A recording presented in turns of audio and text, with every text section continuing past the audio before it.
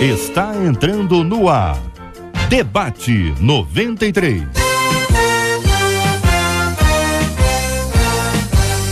Realização 93 FM. Apresentação J.R. Vargas. Alô, meu irmão. Alô, minha irmã. Já chegou o tio J.R. Estamos de volta, começando aqui mais uma super edição do nosso Debate 93 de hoje, quarta-feira, 8 de junho de 2016. Fale com o Debate 93. 2461-0093. E-mail debate@radio93.com.br. Facebook Rádio 93 FM. Site www.radio93.com.br. Fale com a 93 pelo WhatsApp 96803-8319. 96803-8319. Acolhemos com muito carinho no programa de hoje o pastor Ricardo Guimarães, pastor presidente da Igreja Videira do Rio de Janeiro. A pastora Nadiege Macário é a nossa menina da mesa de hoje. Vamos receber também no programa de hoje o pastor Rômulo Rodrigues da Igreja Missionária Evangélica Maranata de Duque de Caxias e o pastor Rodrigo Antunes da Igreja Evangélica Vida Nova em Cristo em Jardim Catarina. Para você, ouvinte amado, bom demais ter você com a gente aqui. São 11h04. Ela gritou: é gordo demais. E ela foi punida, hein? Abra teu olho, hein? E outra, hein? A medicina disse não, mas o milagre aconteceu. A medicina disse não, mas o milagre aconteceu. Vamos falar sobre esses assuntos no programa de hoje, aqui na 93 FM. Também vamos falar como conviver com quem só sabe criticar. Até que ponto temos o direito de criticar as pessoas que vivem de maneira diferente da gente? Existe a tal crítica construtiva? Uma crítica pode destruir relacionamentos? É possível deixar de ser um crítico ou isso é um hábito? Por outro lado, como ouvir uma crítica com maturidade e sem milindres? Eu quero ver a sua opinião e a sua participação no Debate 93 de hoje. Este é o Debate 93 com J.R. Vargas na 93 FM. Muito bem, pastor Ricardo, muito bom dia. Seja aqui bem-vindo ao nosso Debate 93 de hoje. Sempre uma alegria recebê-lo. Como conviver, pastor? É a pergunta inicial da nossa ouvinte, hein? Com quem só sabe criticar. Não sei se é um exagero da ouvinte, mas às vezes acontece, né? Bom dia, pastor. Bom dia, JR, é uma alegria estar de volta aqui. Bom dia a todos os nossos ouvintes. Essa não é uma pergunta fácil de responder, porque depende de quem está no cenário, né? Então, como eu vou conviver com alguém que sabe criticar? Bom, se eu entender aquela crítica como um feedback, né, para minha melhoria, eu tenho que ouvi-la atentamente, avaliar a veracidade daquilo que está sendo falado e procurar melhorar da melhor forma, sem argumentar, apenas agradecendo a pessoa. Porque, na verdade, a pessoa... É muito difícil alguém ouvir algo, principalmente quando vem dos lábios de uma pessoa que você não gostaria de ouvir. Mas eu tenho algo comigo que eu acho que pode servir de baliza. Eu digo que a verdade é sempre a verdade, não importa de que lábios saiam. Às vezes, a pessoa que gosta muito de você, a pessoa que é muito amável, até aquele irmão que é muito espiritual, ele nunca vai falar aquelas coisas que você de fato precisa ouvir. Ele vai relevando tudo. E a pessoa que fala, às vezes não tem o perfil, ou você na comparação, você acha que ela não tem as condições, as qualificações para falar. Então eu acho que quando você ouve, você deveria separar a pessoa do que ela falou e dizer: o que ela falou tem sentido, né? O que ela falou realmente é uma verdade. Se for uma verdade, avalie, procura melhorar, procura, né, tirar as lições positivas. E eu acho que esse é o segredo para você conviver bem, saber ouvir as críticas, né? Como o Martinho Lutero costumava dizer, né? Eu gosto daqueles que me criticam porque me fazem crescer, né? Porque ele ouvia a crítica e melhorava. Eu penso assim. Pastor Rodrigo Antunes, bom dia, querido. O senhor concorda, pastor? Concordo sim, JR, bom dia, amigos debatedores, queridos ouvintes. Efésios capítulo 5, verso 1. Sede, pois, imitadores de Jesus Cristo, seja iguais a Jesus Cristo. E eu aprendo muitas coisas com Jesus Cristo, com a atitude dele, porque em todo o ministério dele, Jesus estava sendo criticado. E uma das coisas que Jesus usava, ele desconstruía as críticas que eram feitas acerca do seu ministério. Por exemplo, em Mateus capítulo 12, verso 22, trazem um endemoniado para ele é cego, ele é mudo, ele cura, e então os fariseus começam a criticar Jesus, dizendo que ele expulsa os demônios pelo príncipe dos demônios, Beelzebu. Jesus desconstrói isso na mente daqueles que estão te criticando, e ele diz: como pode um reino dividido subsistir? Como pode uma casa dividida continuar de pé? Ou seja, não pode Satanás expulsar Satanás. Ele desconstrói essa crítica, mostrando para eles que não é o caminho, né? E sim se valorizando, né, cada vez mais o seu chamado. Pastor Rômulo, muito bom dia, querido, seja bem-vindo. De igual forma, nosso ouvinte aqui no nosso WhatsApp, uma delas dizendo: JR, tem crítica que consegue desabar uma pessoa, porque às vezes leva a pessoa a ter uma baixa autoestima. Pode ser, pastor Rômulo, que existam pessoas que reconheçam com facilidade a fragilidade da outra e use determinadas críticas com objetivo. É uma coisa pensada. Vou derrubar aquele ou aquela porque quer derrubar, porque quer mostrar poder e autoridade, ou porque a pessoa está ameaçando, enfim. A gente vê isso no Ministério de Cristo, como disse o pastor Rodrigo. Como é que o senhor avalia isso, pastor, no dia a dia, na prática aí dos nossos ouvintes, e essa ouvinte que traz a perspectiva que infere até na questão da autoestima? Meus irmãos, bom dia para vocês, Deus abençoe a todos. Eu acho que todas essas vertentes existem no contexto da crítica. Primeiro, eu queria dizer que para a gente ser criticado, a gente precisa ter um certo nível de maturidade. Não é todo mundo que assimila a crítica, consegue absorver a crítica e lidar bem com a crítica. Aliás, eu vou além. São poucos os que conseguem administrar isso. De um modo geral, nós não gostamos de ser criticados, meus irmãos. Essa aqui é a verdade. Mas eu costumo dizer o seguinte: acho que um dos grandes segredos em relação a isso é você observar quem é que está criticando você. Como é a vida, como é o exemplo. Você pode observar que essa pessoa que te critica quer o seu melhor. Eu acredito que uma das melhores maneiras da gente conviver e avaliar a questão da crítica é isso, porque quem quer o meu melhor não vai me criticar para me derrubar. Quem quer o meu melhor não vai me criticar para jogar minha autoestima lá embaixo. A partir do momento que eu critico alguém e percebo que a minha crítica está gerando esse tipo de efeito sobre a pessoa, está com a autoestima lá embaixo, ela está se sentindo diminuída, se realmente eu amo e quero o melhor para essa pessoa, eu vou parar com essa crítica, eu vou mudar o momento da crítica, a forma de criticar. Então, respondendo aí o que essa querida ouvinte escreve, manda pra gente, avalie quem está criticando você, quem está criticando você quer o melhor para você. Então eu acho que por aí a gente consegue equacionar bem essa questão na cabeça, né? Pastora Nadiege, bom dia, bem-vinda. Um ouvinte diz assim: JR, acho que existe sim crítica construtiva, porém é muito difícil um crítico construtivo. Bom dia, JR, bom dia aos debatedores, nossos ouvintes. Olha, dentro da perspectiva dele, ou com quem ele convive, pode ser que seja difícil, mas, na verdade, a crítica construtiva é aquela crítica que parte de uma pessoa que tem capacidade de avaliar situações, capacidade técnicas, não é isso? Tanto é que nós temos críticos na arte, enfim.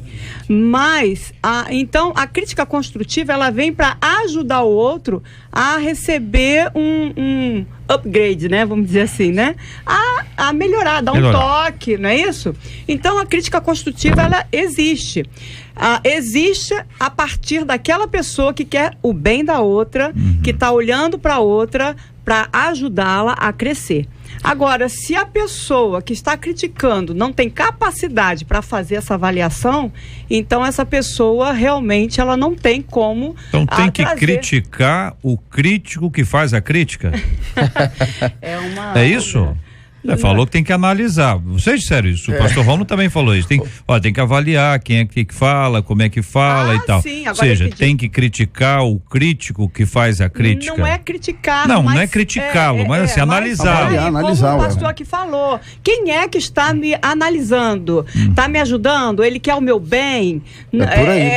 É uma pessoa que o tempo todo está criticando a igreja, criticando as pessoas, criticando todo mundo. Então, se essa pessoa está o tempo todo criticando todo mundo, então é melhor que a gente não ouça e aprenda ou vá avaliar depois em casa ela sozinha para saber. Ricardo.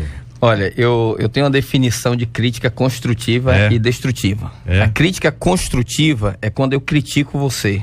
A crítica destrutiva é quando você me critica. Gostei dessa. Porque todo mundo, a tendência de quem recebe a crítica é fechar o coração. Há pouco eu estava dizendo aqui que assim, a gente é pastor, convive na vida da igreja e essa é uma situação muito comum. Normalmente você tem aquele irmão espiritual que todos nós temos erros, ele vê o nosso erro e ele releva, porque ele é espiritual e ele diz, não, o pastor é um homem de Deus, meu líder é um homem de Deus, e ele vai passando por cima. Mas tem aquele que não é tão espiritual, às vezes é bem carnal, e ele não deixa passar nada. Não deixa passar nada. E ele fala. A questão é, se o que ele está falando é verdade, mesmo que ele seja um carnal, eu acho que a gente tem que parar e ouvir, porque o espiritual não vai falar. Aí, entendeu? pastor, ele sofre o dano. Aí que está. Quando eu acho que quando a crítica chega, nós, né, que recebemos essa crítica, precisamos ser elásticos, ou seja, resilientes, como está na moda agora, né? O que acontece? Na hora da crítica, a gente estufa, a gente fica meio esquisito, não gostou muito, mas espera aí. Eu vou levar isso comigo e vou avaliar isso e vou deixar esse elástico voltar pro lugar, mas de uma forma diferente. Deixa eu avaliar isso que ele falou. Peraí, é verdade? Sim, avaliando mais o conteúdo do que a pessoa, exatamente, né? Será que eu estou agindo assim mesmo? E aí também, como crente que somos, ir para os pés do Senhor. Senhor, ele falou isso, poxa, será que é isso mesmo? Agora, ser criticado é muito difícil, ninguém quer, realmente é muito difícil. O apóstolo Paulo, ele fala, né, que nós não temos que julgar o profeta, nós temos que julgar a profecia. Então, muitas das vezes, a gente olha muito para aquele que está criticando e não a crítica em si. A gente tem que julgar a crítica, não a pessoa. Porque se a gente for tentar dosar quem é espiritual e quem é carnal, a pessoa vai acabar, não, mas quem é carnal, não quero ouvir, né, às vezes. Todos nós vivemos sob crítica. Pode ser que a gente não ouça. Exato. Pode ser que a pessoa não fale, mas que todos nós vivemos sob crítica é comum. Pastores, então, eles falam, porque estão em exposição contínua. Você sabe por que eu acho que a gente precisa avaliar a pessoa também? Porque eu costumo dizer que existem dois tipos de críticos. Existe aquele cara que tem o espírito crítico e existe aquele outro que tem o senso crítico. O senso crítico é a capacidade de você diferenciar o bom do ruim, o que presta do que não presta, o que tem qualidade do que não tem qualidade. Esse é o senso crítico. Agora, o espírito crítico, meu irmão, é aquele indivíduo que critica tudo. Ele critica o que está bom, ele critica se está chovendo, ele critica se prega muito, ele critica se prega pouco, ele critica tudo. Aqui então, se eu sei que o indivíduo é desse, WhatsApp, pastor Rômulo, diz aqui, eu convivo com isso há 10 anos. Meu marido me critica o tempo todo. Se eu faço, ele critica. Se eu não faço, ele critica. Se faço a obra na igreja, ele critica. Comecei a estudar. O que ele fez? Criticou. Se tá bom, ele critica. Se tá ruim, dá música isso aqui, hein? Se tá ruim, ele critica, mas ainda ele não é. Aí mudou. Ele não é convertido e fica mais difícil, pois ele me frustra o tempo todo. Se você disser que você mandou esse WhatsApp pra nós, ele critica. Sai uma letra aqui, hein, ouvinte? Vamos compor isso juntos aqui. Mas a questão é o seguinte: se eu procurar julgar a pessoa, né, ou tentar avaliar a pessoa, eu vou cair em contradição com a palavra de Deus em Efésios 6:12. Nossa luta não é contra a carne nem contra o sangue, é contra principado. Esse espírito crítico é algo maligno. Então tem que lutar com ele através da oração, no mundo espiritual, buscando a Deus, porque se eu começar a avaliar, por exemplo, essa nossa querida ouvinte, né, o seu esposo, ela vai ficar em pé de guerra dentro de casa. Quem é ele para me criticar? Então vai virar uma guerra agora. Existe um espírito crítico, como o nosso amado pastor. Mas eu não sei aqui. dizer, pastor, se espírito crítico é demônio. Eu acho que nem todo espírito crítico é demônio. Eu acho que o espírito crítico pode partir do temperamento, do jeito de ser, do comportamento, e não em demônio. Eu não posso olhar para o cara que tem espírito crítico e achar que ele está endemoniado e por isso desprezar essa postura e achar que só eu estou lutando com o demônio. Aí eu discordo. Mas olha só, existem pessoas, eu não sei, eu acredito que vocês conheçam essas pessoas também, não só eu. É? Eu acredito que vocês, aonde chegou perto, ela está criticando sempre alguma coisa. Não tem como ela não criticar algo. Você fica 10 minutos com ela, 5 minutos é criticando alguma coisa. Alguém, uma situação, o outro, a roupa, a comida, não sei, está sempre criticando. Então essa pessoa, se você analisar essa pessoa que você tem convívio, né, muito ou pouco, você vai perceber que é uma pessoa que tem, é um pouco soberba. Ela acha sempre que tudo que ela faz é o melhor. Ela sabe fazer. Por que não colocaram ela? Olha a crítica aí. Não, estou avaliando, estou mostrando. Tá. Se você analisar, se você for analisar o comportamento dessas pessoas, são pessoas enfermas, pessoas às vezes com autoestima baixa. Isso aí. Então, é inferioridade. Se sente tão inferior que ela tem que botar todo mundo igual ou abaixo. Igual ou abaixo, para poder ela se sentir bem. Reconhecer alguém acima então, não dá. Existe os extremos, tanto o soberbo, inclusive o egoísta, porque você fez legal e aí todo mundo, poxa, que legal, ele vai e critica. Por quê? Porque ele quer aquele elogio para ele. Agora, eu tenho a impressão que o pastor Rodrigo, ele não mencionou assim a questão do espírito crítico no sentido de ser uma coisa demoníaca somente. Pode ser. Influência, né? Pode ser, mas também uma questão de comportamento adquirido, né? Questão de inferioridade, a pessoa destrói o outro, de inveja, Isso aí. A inveja, hein? A menina apareceu na igreja, no culto dos jovens. Cabelo bonito, liso. Entendeu? Liso, sem... Liso natural. Natural, nasceu assim, nem pintou o cabelo. Aí as outras irmãs, olha lá. Vê se pode.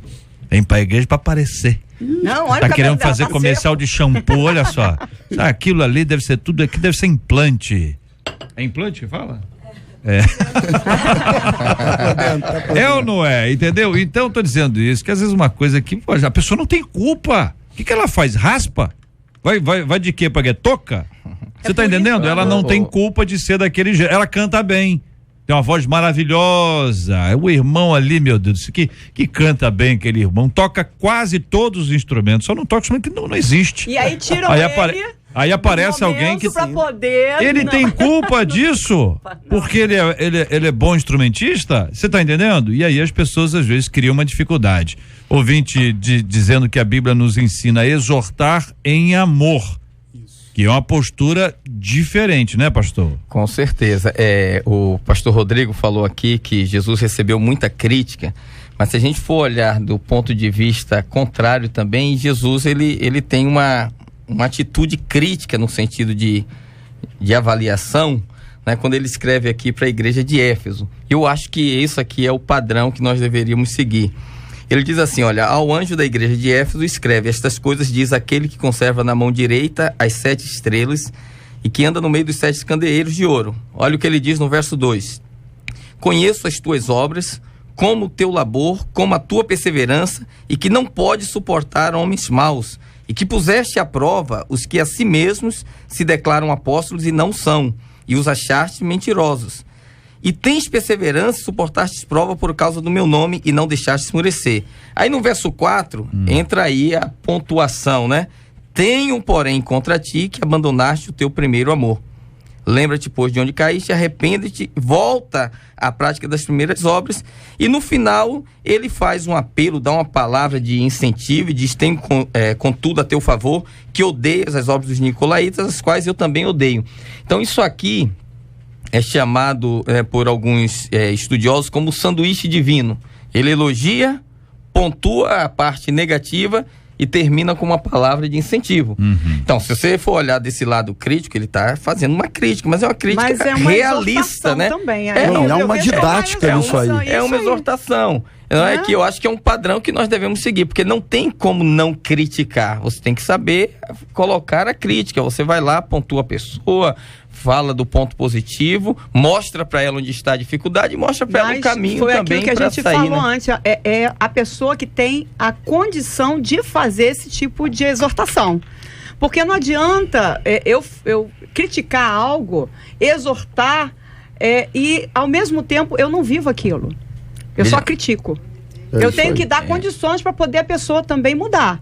Porque se eu critico você pelo que você faz, mas eu não te dou condições ou não mostro a você aonde, pontuo com você como Jesus fez aí, que você pode mudar para melhorar, a minha crítica também é complicada. Hoje, no meio empresarial, né, se estabeleceu um tipo de avaliação que é chamado feedback. Não é que a empresa precisa dar para o funcionário para o seu superior e vice-versa, né? Que é, na verdade, uma maneira mais politicamente correta de lidar com a crítica e orientada, né? Que foi o que Jesus fez. Quer dizer, o camarada chega, ele não está tendo um bom desempenho, alguém chama ele e fala: olha, você é uma boa pessoa, você é um bom funcionário, você tem se esforçado, mas o seu ser vivo, né? Você tem 2 olhos. Encontra alguma coisa alguma coisa boa, tem que falar uma coisa boa. E aí diz: olha, mas você não está alcançando o desempenho que a empresa espera de você. Entende? Espero que nos próximos meses você possa melhorar, ou nas próximas semanas. A pergunta é o seguinte: o que é melhor? É dar um feedback, dar um retorno sobre a atuação de alguém ou demiti-la sem que ela possa ter o direito de evoluir? Não, demitir sem dar esse feedback. Você está entendendo? Quer dizer, o que mais acontece é que as pessoas são demitidas, não estou de empresa, não. Demissão de empresa, demissão do relacionamento, demissão do cargo, demissão da amizade. Por quê? Porque você não deu à pessoa uma chance. Pode ser que a pessoa conviva num ambiente hostil e ela viva numa defensiva tão grande que, se houver alguém que vai chegar, vai dizer para ela: olha, cuidado, você até não fala assim, não. JR, na revista Você S.A. saiu um artigo falando da GE, que é uma das melhores empresas para trabalhar, e o entrevistador perguntou para o presidente da GE o seguinte: ele falou: veja só, vocês dizem que valorizam demais o funcionário, mas quando tem crise, vocês também cortam o funcionário. Qual é a diferença? E ele falou exatamente isso. Ele disse: a diferença é que a GE dá feedback constantes. Então, quando vai haver um corte, todo mundo já sabe quem vai ser cortado. Porque há uma avaliação mensal, uma avaliação trimestral, uma avaliação semestral e anual. O camarada sabe que ele não está tendo desempenho. Teve outra avaliação, ele não está tendo aquele bom desempenho. Chega uma crise e tal, vou ter que dispensar. Tem 3 aqui bem avaliado, 1 num setor que não está sendo bem avaliado. Todo mundo já sabe quem é. Então, quando você não dá o feedback e exonera a pessoa, demite a pessoa do relacionamento, da empresa, seja lá do que for, do cargo na igreja, eu acho que se comete uma injustiça. Por isso que eu acho que nós temos que aprender a dar esse feedback, fazer essa crítica da maneira que é o padrão, né, de Cristo aqui, que ele nos ensina em Apocalipse, para que a gente tenha a transparência, né, nos relacionamentos. O ouvinte pergunta, né, é possível deixar de ser um crítico ou isso é um hábito? Um dos nossos ouvintes responde dizendo: muitas vezes já troquei de igreja por receber e fazer críticas. Hoje percebo que o problema não é local, e sim somos nós, que deixamos isso entrar no nosso coração e pensamento, e achamos que trocar de congregação é a solução, e na verdade não é. O segredo é olhar para Cristo, aceitar o que nos acrescenta para sermos melhores ou deletar quando em nada nos acrescenta. A crítica transforma desde que a mesma seja colocada na medida correta e no momento oportuno. Compartilhe no ouvinte que viveu os dois lados. De criticar, de receber a crítica, e hoje me parece maduro a ponto de entender isso. E não é fácil, né? Com certeza, o fruto do Espírito, né? Gálatas 5:25, né? Quando o crente tem o fruto do Espírito, o caráter cristão é formado na vida desse indivíduo. E ele começa a ser uma pessoa longânima, porque quando você não tem longanimidade, como é que você vai lidar com as pessoas? Você é uma pessoa que tem domínio próprio, como diz a Bíblia. É um fruto, né, que tem 9 gomos e que todo indivíduo precisa ter, que são as virtudes do Espírito Santo. E uma pessoa dominada pelo Espírito Santo de Deus, logo, com certeza, ela deixa de ser crítico e ela passa a ser uma pessoa, né, motivadora, incentivadora, porque a palavra exortar significa motivar, incentivar. Olha, né? Conduzir a pessoa, não diminuí-la, né? Acreditando sempre no potencial. Pedro negou Jesus 3 vezes. O olhar dos dois se cruzaram, diz os evangelhos. Pedro foi chorar amargamente. Naquele momento ali, quando eu leio essa parte do texto bíblico, o que me chama a atenção é isso. Jesus olhou para ele, não foi com um olhar de condenação, porque se fosse com um olhar de condenação, com certeza ele não iria superar aquele momento. Então os olhares se cruzaram, ele percebeu que o Senhor estava ali só no olhar, mostrando para ele o caminho da restauração. E é assim que tem que ser. Muitos dos nossos ouvintes, pastores, eles falam aqui sobre a forma de falar, né? É uma palavra que tem que ser dada, às vezes é como disse o pastor Rodrigo, é o olhar de Jesus Cristo que já conduz a pessoa à mudança, ao arrependimento. Agora, e quando alguém usa a sua voz para gritar no meio de tantos outros, é gordo, hein?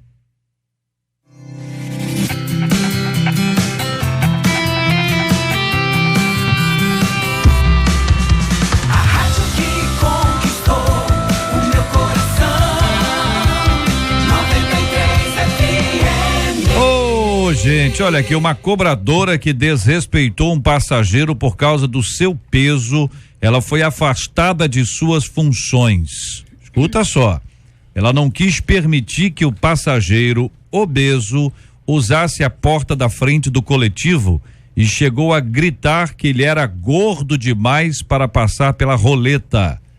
Ele foi alvo de chacota de outros passageiros.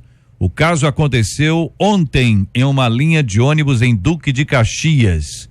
Leonardo de Oliveira, ele mede 1,88 m e está pesando 170 quilos. Ele afirma que já passou diversos episódios constrangedores dentro de coletivos, como quando seu celular travou a roleta e um cobrador também o hostilizou e chamou de gordo. Ele diz que sofre para se adaptar em cinemas e nos bancos da faculdade. Enfrenta a obesidade desde os 17 anos. É uma doença, mas as pessoas julgam. A gente percebe quando entra no ônibus e o outro passageiro não quer que a gente sente ao lado dele, se sente desconfortável. A pessoa que é gorda, ela tem dificuldade de argumentar. É um ponto fraco. Eu me calo. Não consigo nem olhar para frente, disse o Leonardo. Alguma vez você já foi, ou já viu, ou já ridicularizou por causa de condição física? Você conhece gente que por causa da obesidade acabou se isolando das outras pessoas?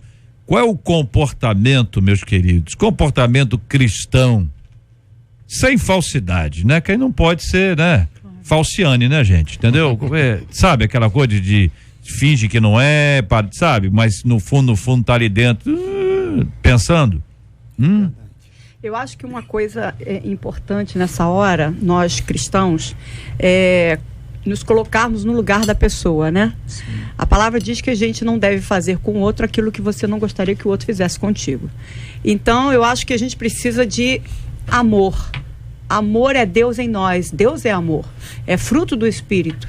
E a gente necessita de olhar para o outro com compaixão, com os olhos de Jesus. E infelizmente, nós estamos vivendo uma fase eu acho tão difícil, tão egoísta, ultimamente, né? Cada um pensa muito em si e o outro sempre chacota, seja na área que for, porque é gordo, porque é magro demais, porque é alto demais, porque é muito baixo demais, enfim. Mas eu acho que nós cristãos, independente do que seja em relação ao outro, precisamos olhar o outro com compaixão e precisamos nos colocar no lugar do outro. Além do que, pastora, expor uma pessoa ao ridículo por si só já é uma covardia, uma maldade. E quando você expõe alguém ao ridículo de uma maneira tão assim pública, no mínimo você não tem noção do que o outro enfrenta em função daquela sua deficiência. Muitas vezes é uma deficiência que cabe a ele corrigir, às vezes uma dificuldade, mas outras tantas, talvez a maioria das vezes, é uma deficiência que ele mesmo não tem como reverter, né? E aí a pessoa fica condenada a ser exposta e ridicularizada. Hoje o nome que se dá para isso é o bullying. Olha, né? pastor, nessa linha do senhor, ouvinte dizendo aqui, eu sou gordinha e não consigo fazer dieta. Meu noivo me largou por isso, mas sempre me disse que me amava e que gostava de mulheres gordinhas. Hoje eu estou sofrendo muito com o término, mas não consigo fazer dietas. Já até pensei em me matar. Fora em lojas que vamos comprar roupas e passamos vergonha. Também roleta de ônibus aqui, roleta outra vez. Como uma dificuldade, um empecilho ou uma exposição que a pessoa acaba precisando enfrentar, porque tem que ir de ônibus, não tem outra alternativa. JR, a gente ainda precisa de adaptar muita coisa para conviver com a sociedade moderna, porque vários grupos que outrora eram grupos minoritários, hoje eles têm aumentado muito. E, de fato, o ônibus, o cinema, o teatro, as próprias igrejas não estão plenamente adaptadas para receber determinadas pessoas. A hostilidade a gente tem que condenar sempre, não é? E não é só em relação ao gordo que é hostilizado, qualquer pessoa que tem alguma característica que chama atenção, né? E, enfim, ela sofre esse risco, esse bullying, essa hostilidade por parte de terceiros. Mas a verdade é que a sociedade está mudando.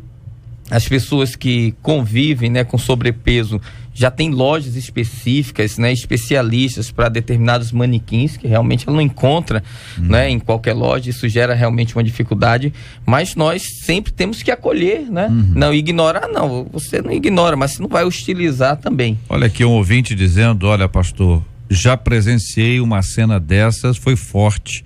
Eu fiquei com pena do rapaz, eu estava atrás dele, estava indo para academia. E o outro sujeito falou para ele, pensei que fosse um hipopótamo. Eu fiquei muito irritado e com dó dele. Ele não respondeu e eu me acovardei, porque não dei um incentivo a ele, diz aqui a nosso ouvinte. Jesus, né, em Mateus capítulo 5, verso 22, ele diz assim: eu, porém, vos digo que qualquer que sem motivo se encolerizar contra seu irmão será réu de juízo.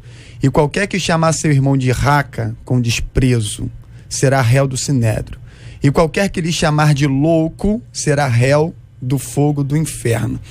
Então, nas palavras do Senhor Jesus Cristo, essa crítica, né, essa perseguição às pessoas, né, que são magrinhas demais ou gordinhas, né? Como o pastor aqui, né, que tá falando, né? A orelhinha um pouquinho, né, abanadora. Eu sofri muito disso, eu sofri bullying na escola.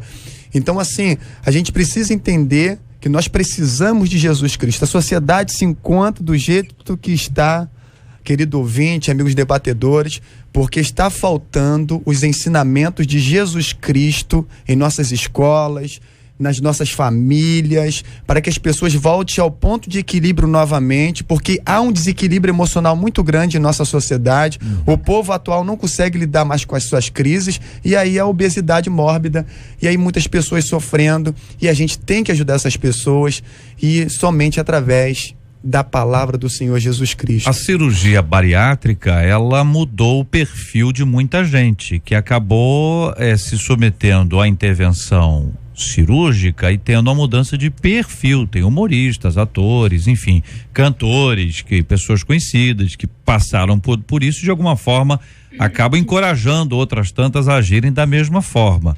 Mas existem casos que isso pode acontecer e a pessoa tem condições. Existem outros casos que não pode acontecer, porque não há uma indicação médica para que isso aconteça. E existem circunstâncias, como vocês observaram aqui, que reforça isso para dizer que, olha, não é uma questão de má alimentação, não é um exagero, a pessoa não come muito. É uma questão dela, né? Do metabolismo, ou eventualmente um medicamento, uma disfunção, não é? Quer dizer, e a pessoa precisa de alguma forma ter ali a paciência dos outros, porque eu acho que a pessoa não pode tratar a outra desse jeito, entendeu? O ouvinte aqui dizendo, foi chamada de baleia, de não sei o que ela fofa, o que é? Entendeu? E uma série de coisas em relação a esse assunto. Você disse, poxa, não é justo isso, gente. JR, pessoal, é muito injusto quando diz assim, fecha a boca, para de comer, mas quem já fez dieta sabe que dieta não é fácil. Olha, seja ela qual dieta, for, não é? Dieta não é de Deus, não. Nós precisamos, uma coisa que nós precisamos é cuidar realmente do templo do Espírito Santo, que é o nosso corpo. Então, a gente necessita de tratamento. Se, por exemplo, eu tenho tendência, eu tenho que, por exemplo, a minha família é uma família de obesa, né? Minha mãe são 10 irmãos e eu acho que 80% são obesos. Então, eu preciso cuidar do meu corpo. Então, eu tenho que fazer dieta, eu tenho que comer menos, coisas menos calóricas, eu preciso fazer uma academia, eu preciso correr. Por quê? Porque senão eu vou para o mesmo caminho, porque é uma tendência genética, né? Então, é claro que nós precisamos tratar isso. Alguns podem fazer uma dieta, outros não podem.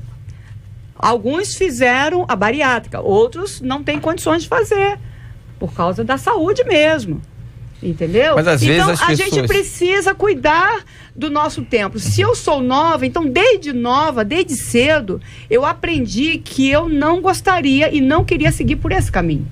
Eu precisava cuidar do templo, do meu templo, que é o Espírito Santo. Mas não quer dizer, pelo que eu estou entendendo, que a pessoa que está acima do peso não cuide, né? Não, é isso não que é isso que você está falando, porque, entendi. Por exemplo, alguns desses da minha família, por exemplo, tomam um remédio que tem corticoide e realmente, enfim, mas na medida do possível, aquilo que eu posso fazer, eu preciso fazer. Olha, o ouvinte dizendo, eu passei por isso, estou processando o motorista, peso mesmo que o ouvinte aí, o caso que nós estamos discutindo hoje, pedi que ele abrisse a porta de trás porque não passo na roleta. Ele virou para mim e disse que a ordem é passar pela roleta, que o problema era meu e que fizesse uma dieta, que ele não tinha culpa de eu ser gorda.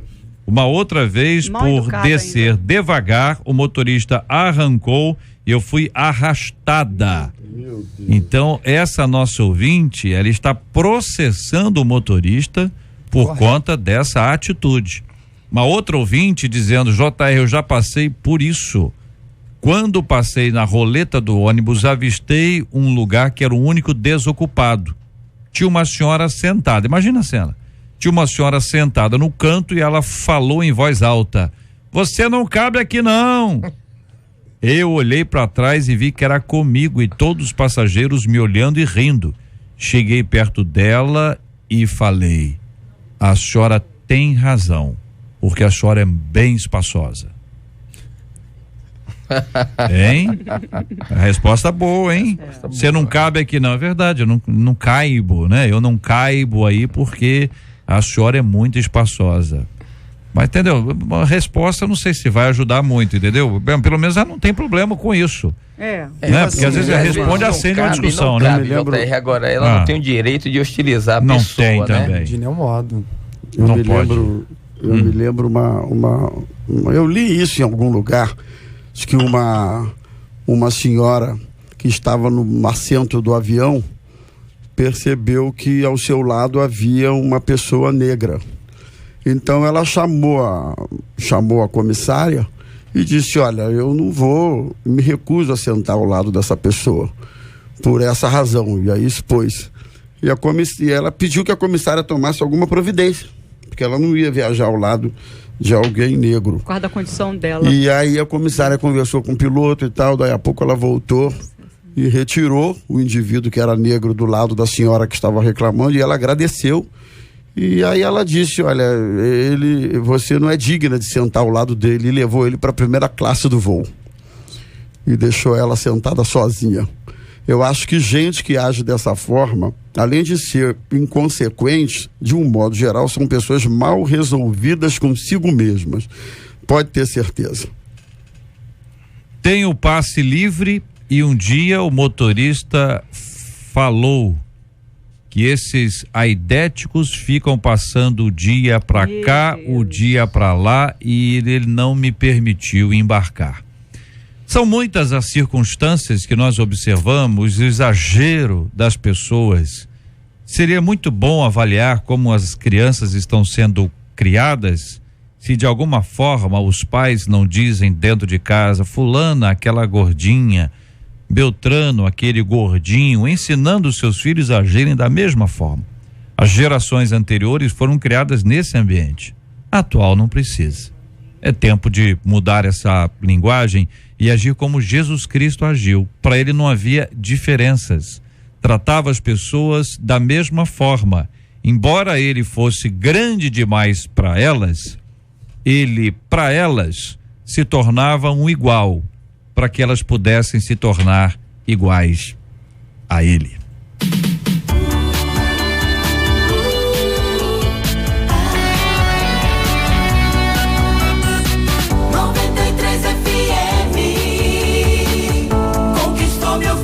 A medicina disse não, mas o milagre aconteceu, minha gente. Uma mulher com morte cerebral há 4 meses deu à luz ontem a um bebê. O menino nasceu saudável e de cesariana em um hospital de Lisboa, após 32 semanas, pesando 2 quilos e 350 gramas. A mãe foi declarada clinicamente morta no dia 20 de fevereiro. 20 de fevereiro, depois de uma hemorragia cerebral.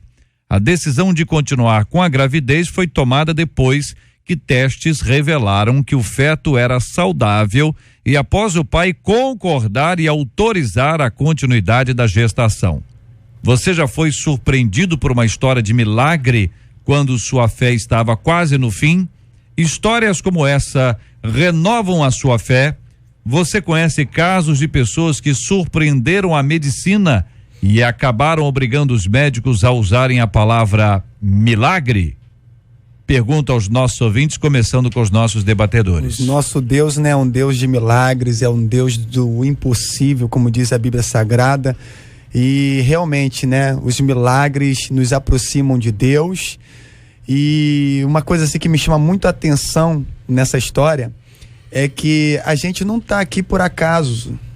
Todo ser humano tem um propósito de Deus. É isso que a Bíblia Sagrada diz. Davi declarou isso no seu salmo: ainda informe, no ventre da minha mãe o Senhor já me conhecia e ele me designou para algo grande. Todos os meus dias estavam escritos no seu livro. Que coisa maravilhosa.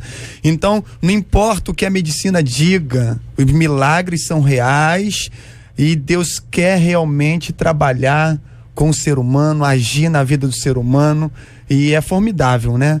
Viver uma vida de milagres como esse milagre aqui, o nascimento dessa criança. Fantástico. Tremendo. Eu ouvi a história do filho de uma pastora Vânia Ramiro, e ela teve o filho, se eu não me engano, durante 2 anos ficou paralítico, né? Na cama, totalmente, sem se movimentar, somente movimentava a cabeça e os olhos. Depois de 2 anos, ela tinha certeza que o filho dela voltaria a andar. E o filho dela, depois de 2 anos, voltou a andar. Então ela conta esse testemunho de uma forma tremenda. Eu a conheci. E é algo assim que a gente fica, Deus é Deus realmente de milagre. Então Deus tem propósito para tudo. E a gente tem que entender isso. O momento de Deus é o momento de Deus, né? Então, eu acredito no propósito de Deus para essa criança, sim. Acredito que há um sobrenatural de Deus. E a gente não sabe o motivo, mas Deus sabe. Então, o milagre, como foi falado, nos aproxima realmente do Senhor, mas não pelo milagre, porque o maior milagre é a salvação em Jesus Cristo.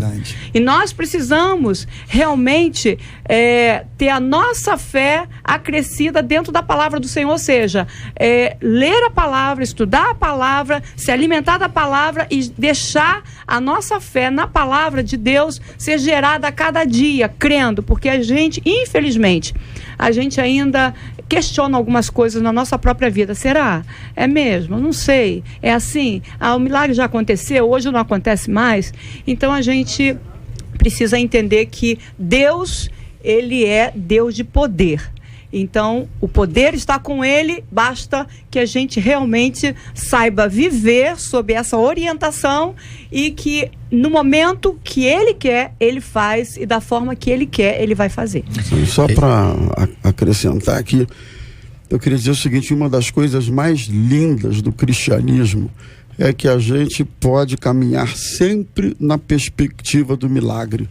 É óbvio que a gente, com o tempo, aprende que a gente não serve a Deus por causa do milagre em si. A gente serve pelo que ele é.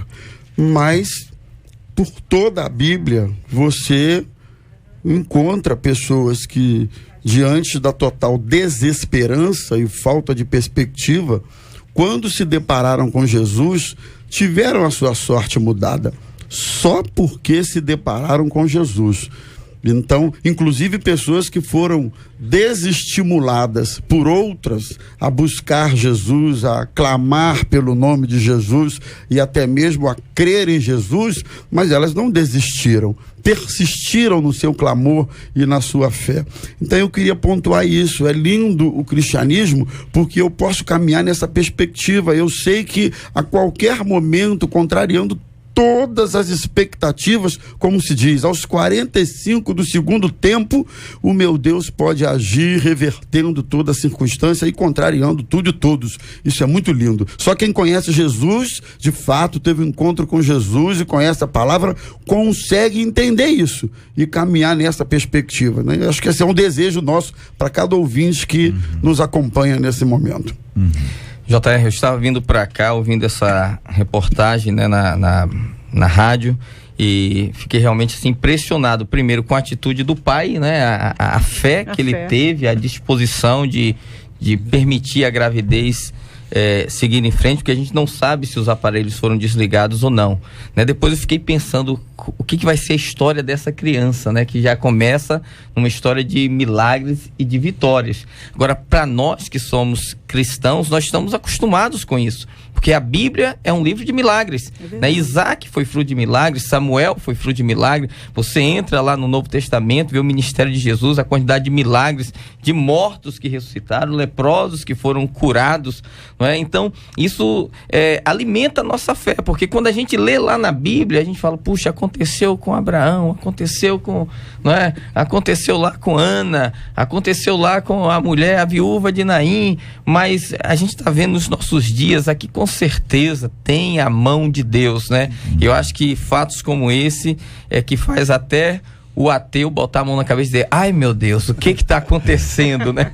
Ouvinte dizendo, minha filha, há 6 anos, teve 4 paradas cardiorrespiratórias, ficou em coma por 17 dias, os médicos diziam que ela vegetaria, ficou 40 dias na UTI.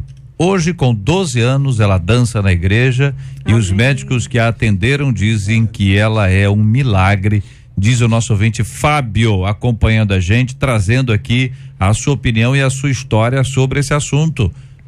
Outro ouvinte dizendo, meu filho nasceu de 5 meses. Uau. Pesando 930 gramas e 38 centímetros. Iria ser cego. A igreja orou. Os médicos disseram que se ele enxergasse, ele teria que usar grau 8. Meu filho é lindo, saudável, forte e enxerga bem. Não usa óculos. É o grande amor da minha vida. O meu milagre de todo dia, termina nosso ouvinte dizendo, Obrigada, meu Deus. Me fez lembrar João capítulo 9, Jesus está andando com seus discípulos, a um cego de nascença. Aí os discípulos dizem assim: mestre, quem pecou para ele nascer assim? Ele ou seus pais? Aí Jesus olha para ele e fala assim: nem ele, nem seus pais pecaram, mas para que a glória de Deus seja manifestada através dele.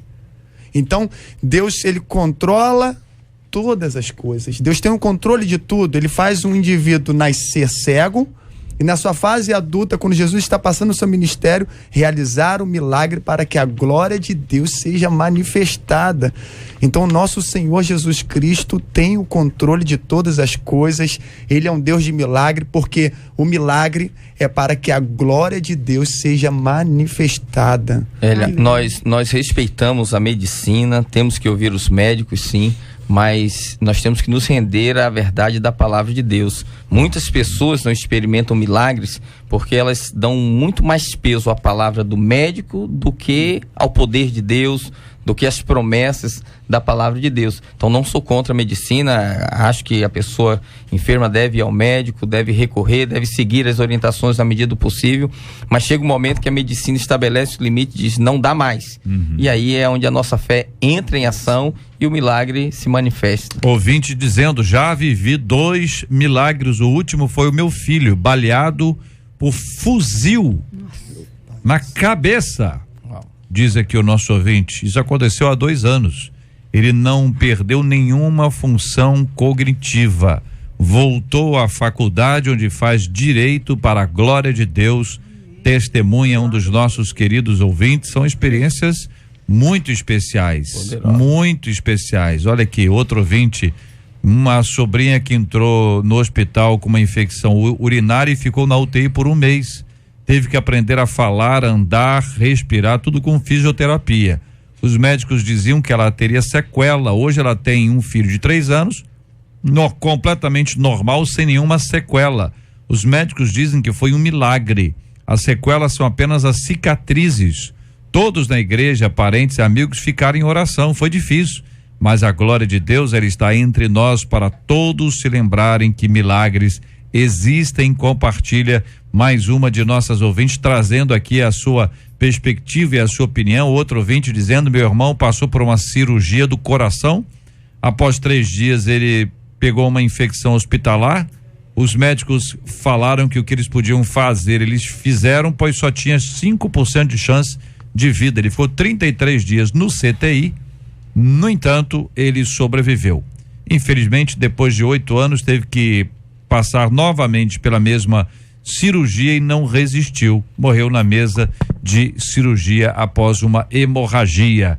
Diz aqui um dos nossos queridos ouvintes, que cita um lado e o outro lado de uma história difícil, porque a expectativa de um milagre também passa por submeter à vontade de Deus, né? Sim. O milagre talvez seja a maior declaração da vontade de Deus, porque você disse, a vontade do homem não é essa. O que o homem pode realizar não vai ser feito. A vontade de Deus prevalece acima da vontade do homem. É verdade. E ela também prevalece acima da vontade do homem em outras circunstâncias. Eu também vejo esse milagre, JR, da seguinte forma: não só essa questão sobrenatural, né, de nos surpreender, a medicina, né, e contra tudo e todos, né, e também a questão, por exemplo, eu vejo um milagre quando eu vejo uma mãe solteira criando 2 filhos sozinha e conseguindo manter a casa, educar os filhos sem a presença do pai. Eu vejo isso também como um milagre. Eu tenho um membro lá na igreja lá que ela perdeu o líquido da coluna cervical e ela tem orado a Deus, tem submetido à vontade de Deus. É uma mulher cheia de fé e os pais dela estão acamados e ela está cuidando sozinha dos pais dela, está segurando ali e ela não desistiu da sua fé, ela continua acreditando. Então eu vejo isso também como um milagre, porque milagre não é só aquele também quando a gente recebe o sobrenatural de Deus, mas também milagre é aquele que a pessoa continua crendo, continua caminhando, perseverando, sabendo que Deus está no controle da vida dela. Meus irmãos. Eu com 17 para 18 anos, eu já no finalzinho desse ano de 1990, não sei, algum ano por aí que eu não lembro bem, mas na virada desse ano, eu quebrei em 6 partes o meu pé direito. E no ano seguinte, no início do ano, eu estava indo para o seminário fazer música sacra. E eu quebrei, meu pé ficou todo esmagado, virou para trás, enfim, eu tive rotura de tendão. E o médico falou para minha mãe e para o meu pai: ela não vai mais andar normal, vai jogar o pé, ela vai ficar com um defeito. E eu não sabia. E o médico disse para minha mãe que seriam 6 meses sem poder andar, enfaixada, fazendo várias cirurgias, etc. tal. Com 2 meses, o primeiro pino da primeira cirurgia veio para fora, eu tive que entrar em cirurgia para tirar, e vocês não me veem jogando a perna. E o médico falou para minha mãe: foi um milagre, porque impossível um tendão se recuperar e a pessoa voltar a andar como ela voltou. E eu, no ano seguinte, pude ir ao seminário e fazer o quê? Algo que talvez eu não pudesse fazer, porque meu bacharelado foi em órgão, que eu teria que usar os pés na pedaleira. Então, eu usei e hoje estou aqui andando normalmente sem nenhum tipo de defeito no meu pé. Glória a Deus. Vários ouvintes contando suas histórias, existem muitos milagres, e se você já viveu, conte, compartilhe, tenha essa experiência. Ouvimos aqui que o milagre da salvação é o topo do topo dos milagres, é um presente de Deus, que Deus nos dá, apesar de nós, é uma ação divina na nossa vida. Nós todos temos orado pelo Mateus, filhinho da Eixla. Existe aqui até um ouvinte dizendo: olha, eu nunca vi tanta gente orando por uma mesma pessoa. As redes sociais ajudam muito nisso, né? Conscientizar as pessoas e encorajar as pessoas à oração. Nós vamos orar hoje como fizemos ontem de maneira especial, mas temos feito aqui, orando pela cura dos enfermos, consolo aos corações enlutados. Portanto, se a ação de Deus sobre a sua vida foi deste nível, né? Não deixe de reconhecer, não deixe de glorificar a Deus, não deixe de dizer ao Senhor o quanto Ele é maravilhoso, e perceba o quanto Ele quer usar a sua vida para abençoar tantas outras vidas em nome de Jesus.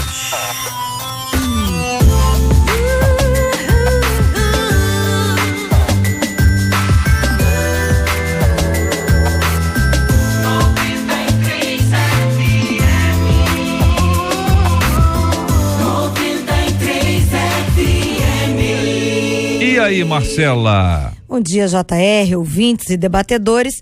E a nossa pesquisa aí do nosso tema principal foi: você se considera uma pessoa crítica?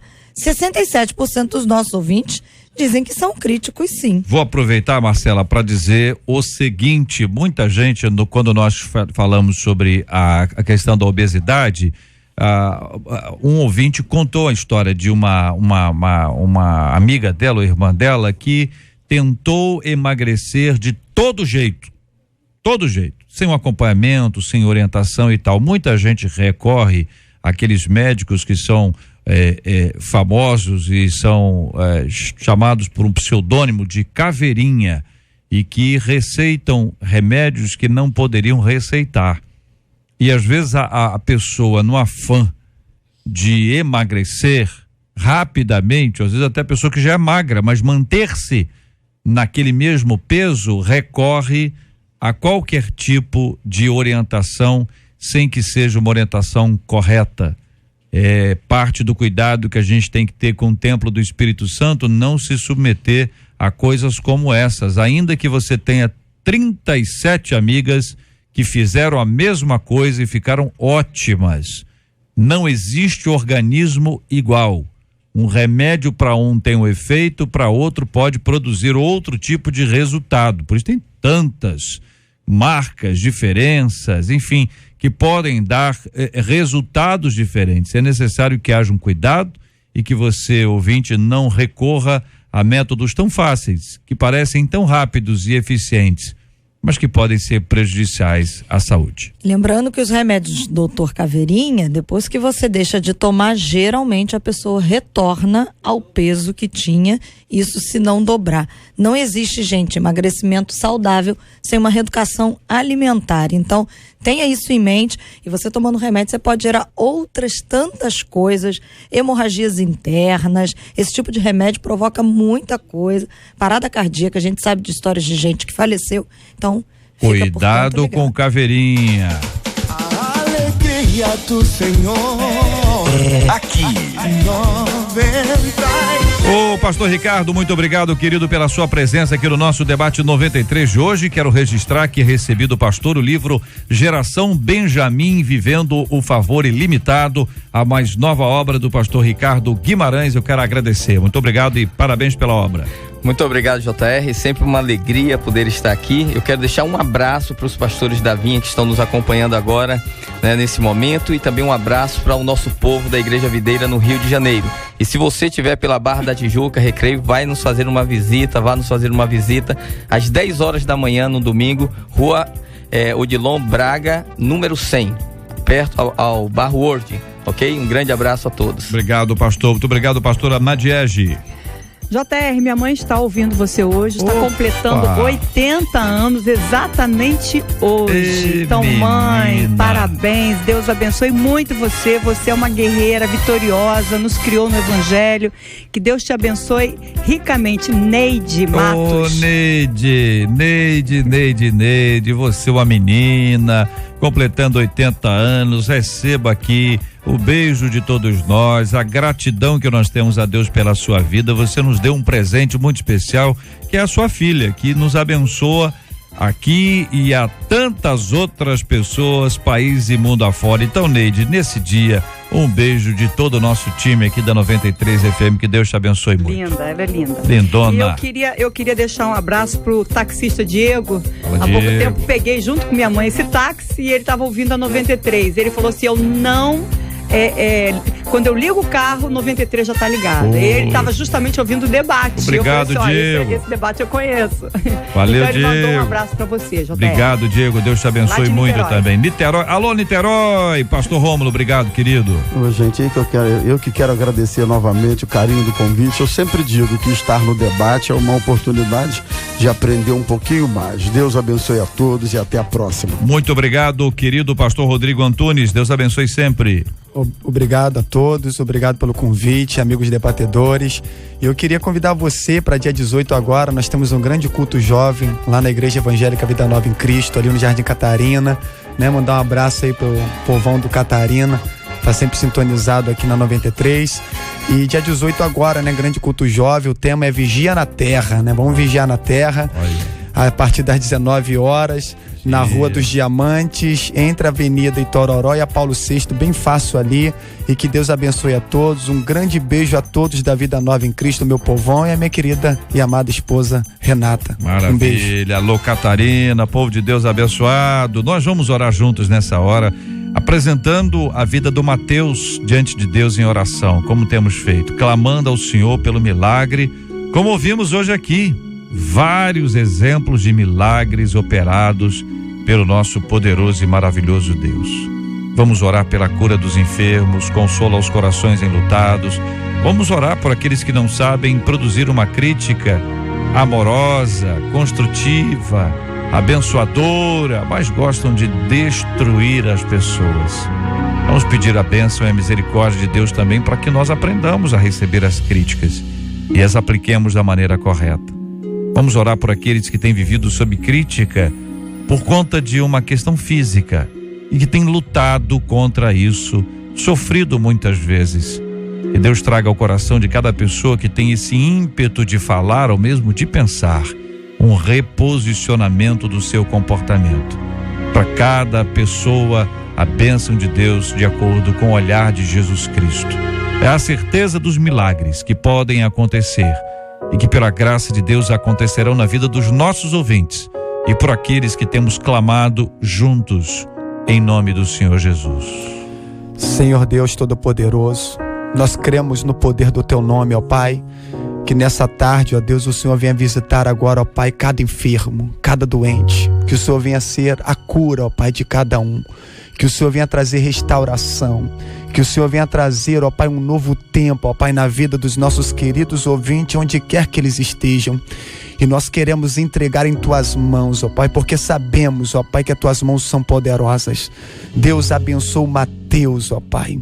Visita, ó Pai, o filho da Estela aqui agora, Pai. Tu és o Deus Todo-Poderoso. Esse milagre será contado, ó Pai, e todos exaltarão o Teu santo nome. É isso, ó Pai, que nós lhe pedimos. Em nome do Senhor Jesus Cristo. Amém. Que Deus te abençoe.